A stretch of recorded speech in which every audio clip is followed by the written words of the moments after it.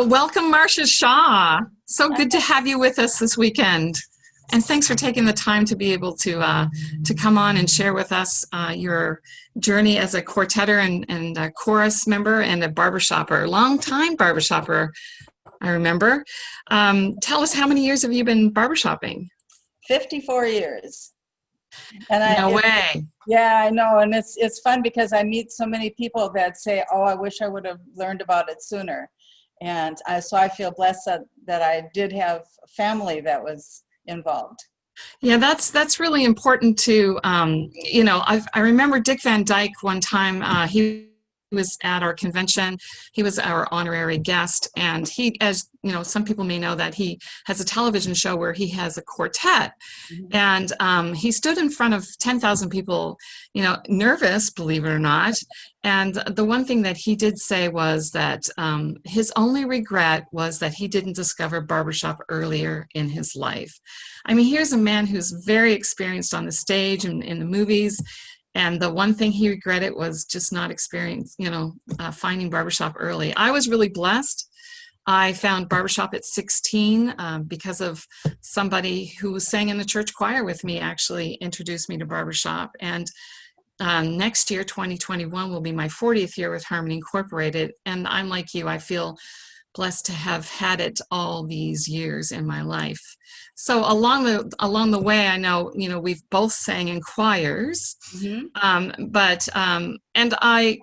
was supposed to be a talk about my quartetting experience, but the audio, it's kind of limited, but I know you've had lots of experience in quartetting. And why don't you share with us a little bit about, first of all, how did you get started as a quartetter? Well, as a quartetter, I joined, as a young 18-year-old, I joined City of Lakes Chorus in Minneapolis, Minnesota, and three of older members kind of corralled me one night and said, would you sing with us? And I thought, oh, okay, I'll do that. And that was a very short-lived experience, because I then was asked by an experienced quartet person, and my future mother-in-law said, yeah, go sing with them. And everybody has been very gracious about that. So yeah. You have to do what your future mother-in-law tells you to do, right? So I've seen pictures of that that quartet that you first started in, and Caper Dolls, I think it was? Caper Dolls. Caper Dolls, okay. Yeah, no wonder they asked you, cute little thing that you were. And so were you successful? Yes, actually on our first time out, we were novice champs and came in second, which qualified us at that time to go to international. Wow. Not everybody has that much luck in their first time out. And, for a lot of us, that's kind of what it is, isn't it? It's like you just have all the right pieces in the right place. Exactly. You work with the right people, you pick the right songs. How do you, the success that you had with that quartet, was it indeed all of those elements? Right, exactly. There was experienced people in there, and then just wonderful singers, and yeah, it was just a really fun experience. That's great. And so how long did that quartet last? That was only a few years. I think the bass singer had to move on with family issues, and so breakups happen all the time, and I can't think of any of the breakups that I had that really were very traumatic. Everything usually works out pretty well. Everything happens for a reason. And so when one door closes, another one opens. And so were you quickly on to your next quartet, or did that take some time? It took some time, yes. I got married and did some comedy stuff with small groups with quartets, on regional weekends or chorus rehearsals and that sort of thing, but didn't really get serious with a quartet until we had a quartet matching party at our chorus rehearsal. And that's when Brass Ring Quartet was organized. So tell me more about this quartet matching party. Yeah, it's is that something that, sorry, go ahead. It's okay. Our chorus invited anybody from the region who was interested in quartetting to come to a certain night. We all sang the same song, and they try different combinations. And that was when Brass Ring was organized, and actually Music Gallery, who became international champions, were organized that night as well. Just by going to a party Right. and singing with all kinds of people. Because you never know what combination is going to work. I mean, I've sung with friends, you know, people who are my friends, but maybe that isn't always the best combination. So, right. And so that was quite a successful event. Is that something that anybody could do, really? I think every chorus should venture out that way, or have the region, maybe. I think our Region 21 has done that on a regional basis. They'll have quartet matching weekends. And we did, I hosted one here in Arizona at one time. And yeah, that was fun. We didn't probably get as big a response as we might have on the chorus level, but I think it's a great way to try out singing. That is awesome. So Brass Ring, now I understand you had quite a stretch and a career with Brass Ring, 26 years? Yeah, Yes? yeah, Yeah. 6 wonderful years. It was great. Wow. And along the way, you had many, many successes. You were one of the sought after show quartets, I understand. Yeah, that was our main reason for competing. Competing wasn't always our bailiwick, but we did it so that the region would know us. And we did, I think we sang on every regional, every chorus show in our region. And actually we're ventured out as far as west as Colorado and as far east as Michigan. So that was a great. Well, the folks that are listening to us right now are in around the London the UK, and so they're in a small place. That was vast, yes. Right. That was, I mean, to have a quartet that was well known across the country is pretty amazing. So just let's stay on with Brass Ring just for a moment. How did you choose the material? When did you know you had the right fit? Or Well, yeah, I think it was probably when we put together the quartet at the matching party, and then continued on to start competing. Now, our bass singer said she never wanted to compete, but we talked her into it. And, you know, competition, you don't need to take it as a life and death situation. You know, it's a wonderful educational tool. You learn a lot just in the preparation, and then when you get your scores, you learn more. And all of those things should be taken in a positive way. right, and so positive experiences keep you moving forward, Correct. right? So how did you choose your music? A lot of times it was going to international contests and hearing a quartet sing something. Oh, I like that. You know, that's kind of how we started with finding our music at the very beginning. I think everybody does that, don't they? Like, you know, it is about what you hear, because if you don't have the experience to know who arranges what, or if you don't have that experience, that's kind of what you do, is pick a song that everybody else is singing. But along that 26-year journey, you soon discovered that when you chose music that suited you and suited your personality, it got better, did it not? Oh, absolutely, right. And we found that we kind of had a comedy feel about the group, and so we enjoyed doing comedy routines and even put that into our competition set. Well, finally, because I'll tell you what, you know, as a judge, I always tell performers to do what they're the best at doing. Mm-hmm. And if you discover that you have, you know, comedic elements within the quartet, and the timing is right, and you pick the right music, and of course, you know, the coaching that would help you become a better comedic performer, that can only entertain the audience. And you know, that's kind of what this is all about, isn't it? Competition isn't always about the score. I tell performers to go on the stage because they want to entertain the audience. Exactly. And so you guys did find a niche, did you not? Like, I remember and recall the Golden Girls. Now I know that's an old TV show, but you were quite successful with that kind of characterization, were you not? Right. Well, I don't even exactly remember how we got started, but we always did little skits for our chorus when the chorus went to international. And for some reason we decided, well, let's do Golden Girls. We looked at each other and we kind of had, oh, okay, well, she kind of looks like Dorothy and we could make her look like Ma. And I had red hair, so I was Blanche. And Rose our tenor was always kind of ditzy anyway. So we thought, let's kind of do that. And we did it for the chorus a few times and they said, oh, you have to do this. You have to expand it. And then we got serious with it. Got serious with comedy, right? Yeah, kind of an oxymoron, really. How does one get serious with comedy? Making sure Okay. it's Yeah. We were very lucky. We found, would you believe, a calendar, a Golden Girls calendar. And it had lots of pictures of them and lots of little sayings at the bottom, little jokes. And so we worked those jokes into our music, into our, introductions into our songs. And we looked at the photos and we actually hired an actress, an acting coach, who gave us tips on how to pull it off. Yeah. well, And we actually went as far as going to a beautician that did wigs and had her style the wigs to go with the characters. now that's taking comedy really serious. Exactly. And it paid off. It Um, did.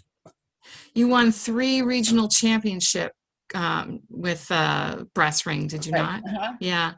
And how did you do at international? Because I know those championships take you on to the international level.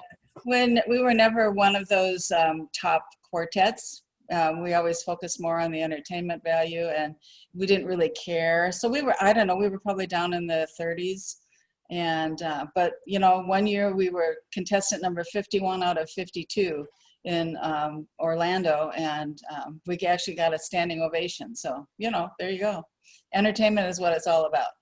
That's so true. Entertainment value, regardless of the time of the day or how many contestants has already been through, when you can entertain the audience and get a standing ovation. That must have been a really great moment for you. Yeah. I know, as a performer myself, that's what you work for, is a standing O. It's, Yeah. it Yeah. says so much. So since the Golden Girls, sorry, Brass Ring, tell me, did you go on, because I know you've moved since then, down to Arizona. Mhm. Have you been in any quartets here? Yes, when I moved down here, and my daughter also moved down here, who was a Sweet Adeline, and I decided that I didn't really want to venture out into the quartetting scene unless I could sing with her. I always thought that would be fun. I never had the opportunity because brass ring was so ingrained we couldn't break that up. Yeah. So when we got down here, I actually sang in 3 quartets with my daughter. Wow, 3 quartets. Mm-hmm. And so tell me more about those quartets. Did you compete as well? Was that part of the plan? Yeah, we competed in all 3 quartets. The last one is the one that's been most successful, and I don't know because of the COVID if it's still viable. We'll see when things settle down, but that's been the most successful one, the most recent one. And that's the Uncalled For, I understand. Yes, uh-huh. Yeah. And we'll talk more about that quartet in a moment. So when you decided to get back into quartetting, when you moved here, how did you go about that? Again, did you have one of those parties or did you just meet up with people? We were all in Scottsdale chorus, and we just knew some of the voices and some of the people, and just sort of put it together. We didn't do any auditioning. We just sort of said, "Hey, you want to sing in a quartet?" And been lucky that it worked out. Is that a piece of advice you would give somebody that's watching out there right now that hasn't had any experience in quartetting that may want to get into it? What would you suggest?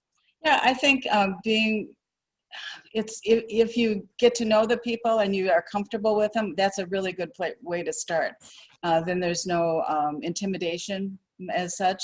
You're just all kind of friends at first. My quartets have always become friends as we've gone on. But yeah, it's just, you sat next to that person and, hey, you want to sing in a quartet? That sounded pretty good. So, yeah. So what about somebody who's really shy, wants to sing in a quartet that can, probably do it in their living room, but wouldn't want to do it in front of people. Is that okay as well? Oh, absolutely. I think that's a good way to start. We have, I co-direct a small chorus in Arizona with my husband, and we have what we call chapter quartets, and they're just kind of little baby quartets starting out. But if they don't do anything other than sing in my living room, it strengthens the chorus and it gives them more confidence. And now they've even talked about registering. And so, yeah, it's interesting. Once you get hooked, you get your confidence, and the shy person probably blossoms.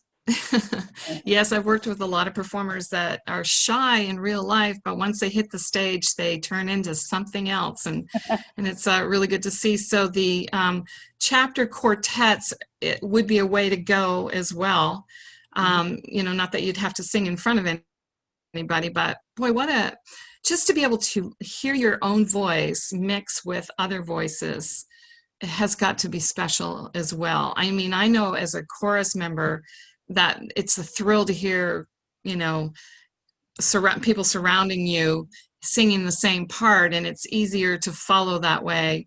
But to be independent can be scary and rewarding at the same time. Would you not say that? Yeah, and it's not the easiest thing when you have to carry your own part alone, but it's really it's so beneficial. It's just it helps your whole feeling of yourself. And one way to start out with quartetting is we do grand march in the small chorus, where people line up, all the tenors, all the leads, baritones, and basses, and they start a song. The first four people start a song, and then the next four peel off. And that's really a good way to you're not even looking at anyone, you're just singing, and it's a good way to get your feet wet in quartetting. So suggest that for your chorus, to do the grand march. That would be a good idea.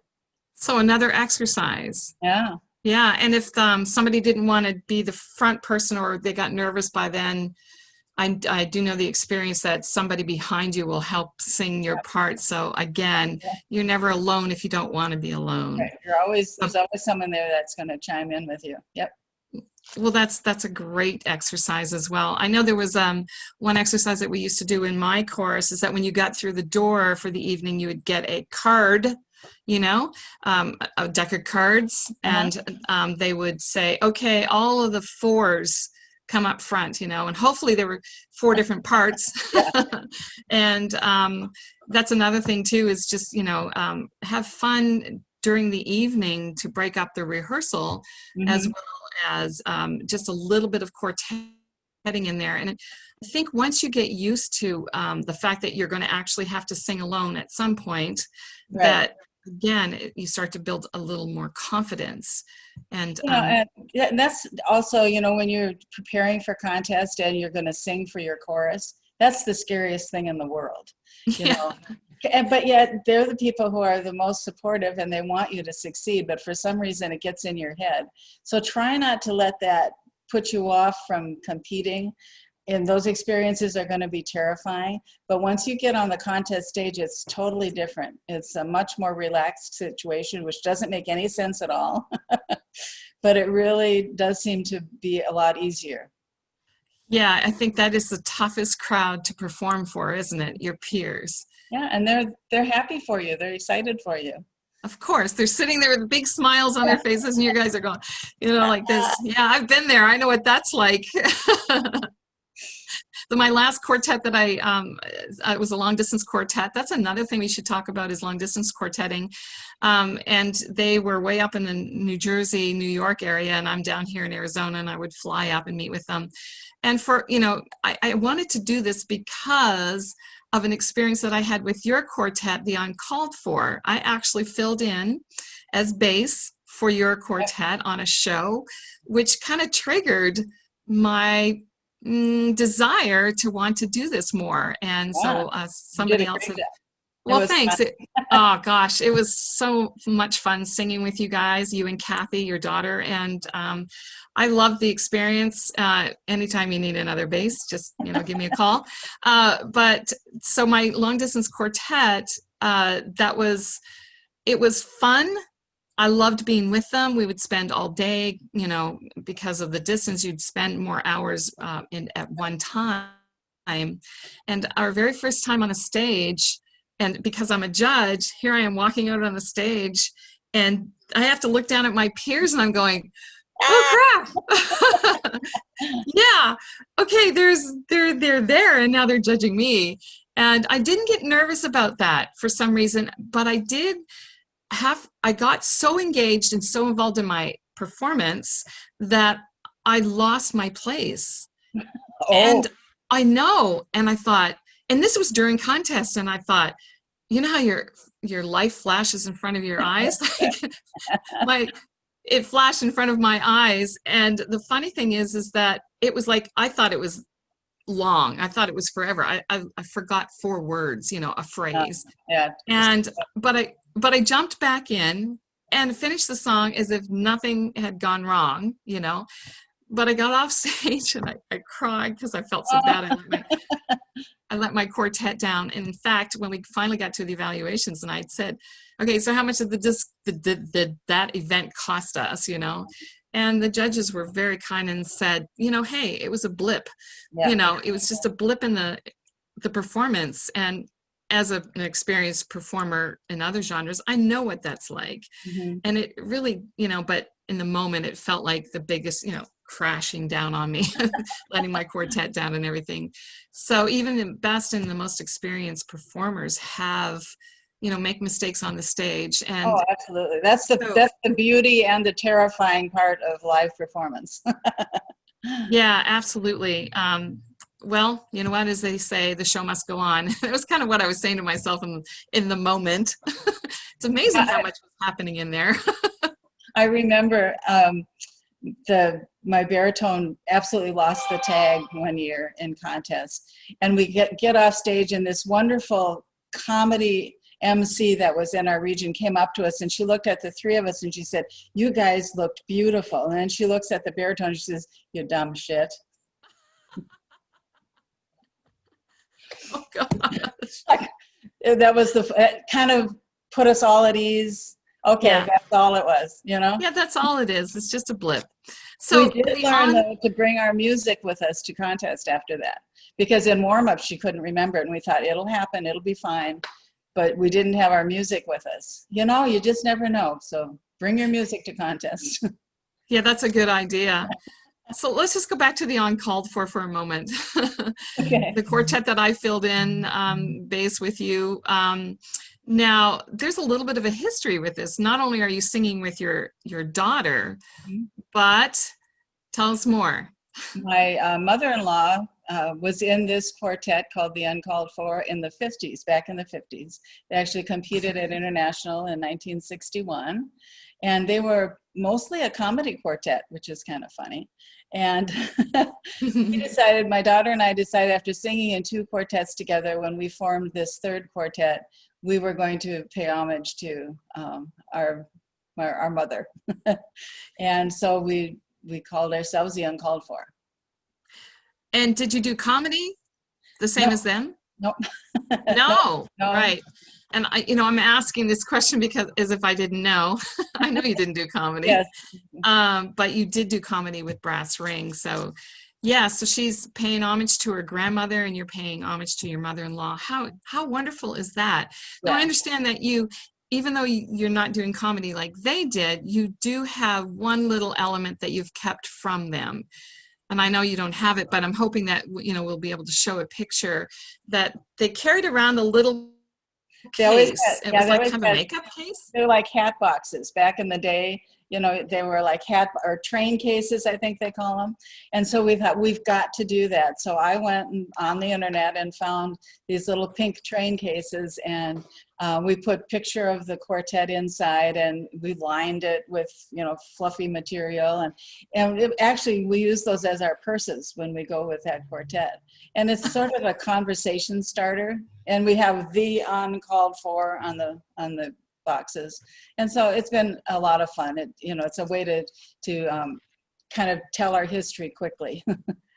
Wow, it is. What an icebreaker. And to continue that legacy with those train boxes or purses Yeah. that it, I remember when you first started that you would come out and you'd put the boxes down and it would read the Uncalled For. And like you said, it's show material. I mean, it's a conversation piece. And that's another great tip for quartets that are looking for, because I think it's always important to be true to yourself.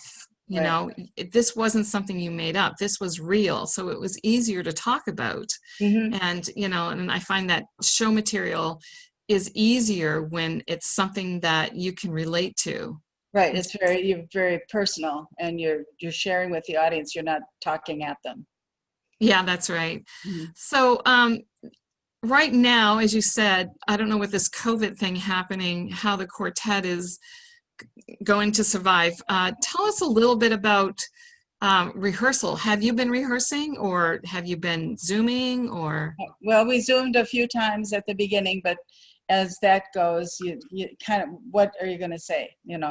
We can't get together.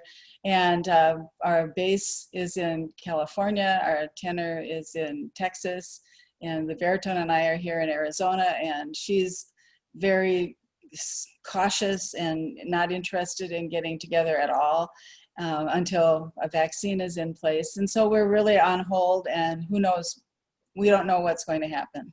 It's a little sad.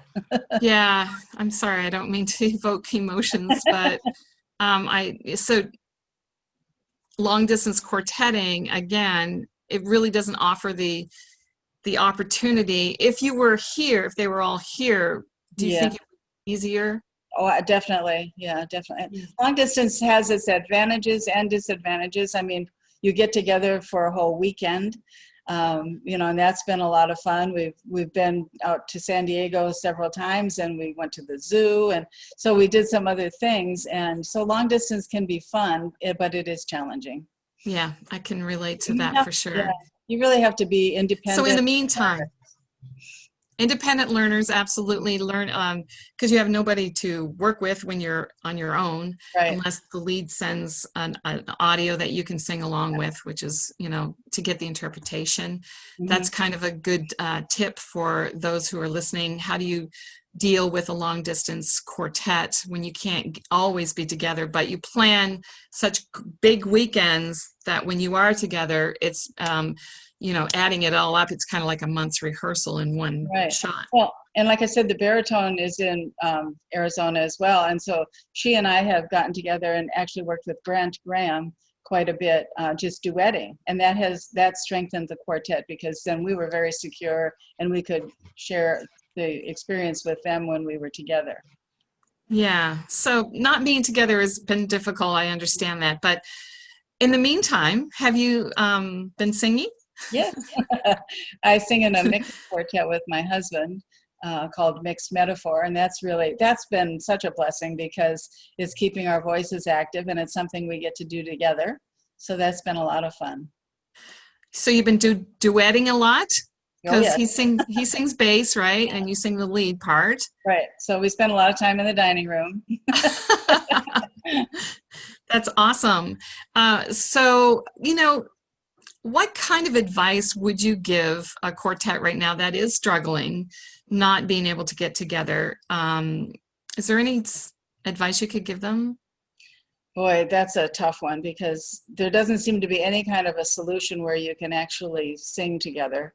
If you have your bubble and you're sure that you're not contagious and are able close enough proximity to get together, I say go for it. But I know that that's not always a realistic expectation. Right. And it's just so uncertain right now, Yeah. and hello, Chelsea. Yeah. Yes, someone's walking by.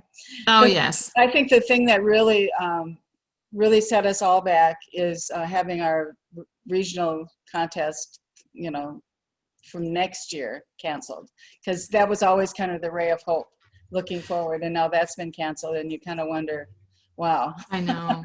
And that's kind of the reason why you're here, is because it pretty much all over the world Mm-hmm. canceled this year, Yeah. 2020. And so we knew that, we weren't going to get together. However, like most organizations, LABBS has taken the lemons and made lemonade, and hence why we're here is to share.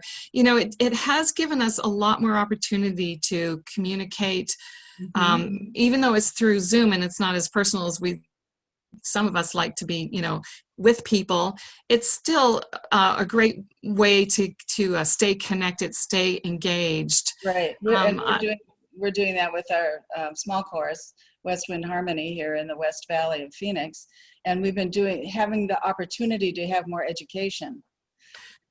Yeah, it's time that you wouldn't have during a regular rehearsal hall. You know, rehearsal time is to be able to educate. And I know I've been a part of that. I've come in and visit with you and talk to you about the performance category and about characterization, etc. So yeah, that's another great tip for directors who could be watching right now, is that education. And, you know, everybody seems to be doing it for free, giving of our time, to be able to come and drop in on a Zoom call and just, you know, for 30 minutes talk about something, you know, a category, music, whether it's music, singing, or performance, or just, hey, you know, just come by and hang out and how's everything going, kind of thing. Just that's an awesome opportunity. And with Zoom, as you know, because this is going across the world, across the pond, to the LABBS organization, is that how amazing is this, that we get to communicate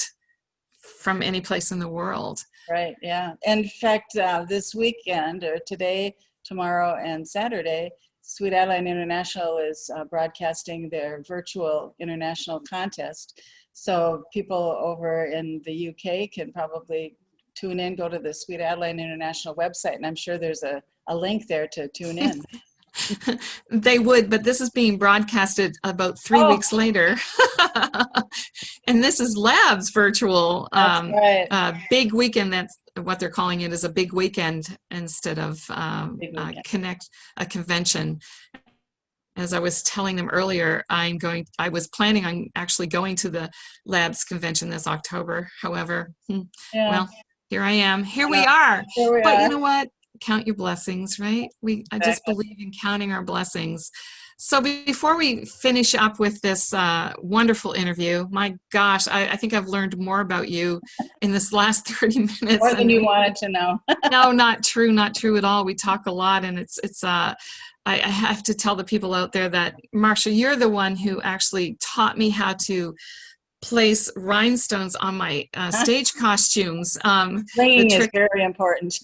Blinging, yeah. And, you know, I remember starting in barbershop back in the 70s, and even in the 80s, the only time you would wear glitz and bling was on the stage.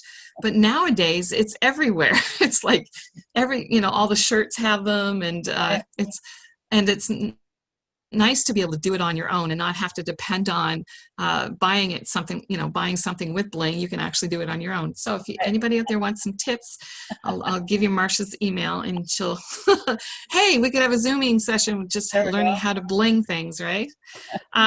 So it's been wonderful to get to know you even more than I already do, at least with your barbershop career. And I can't thank you enough. We can't thank you enough for taking the time to share with us today of your barbershopping, and especially your quartet experience. And I hope that soon I know I can't say I hope that it'll be over, but somewhere down the line, we'll be all singing together again. Right. And don't be afraid to try singing in a quartet. It's worth the effort. Thank you, Marsha. Bye for now. Bye.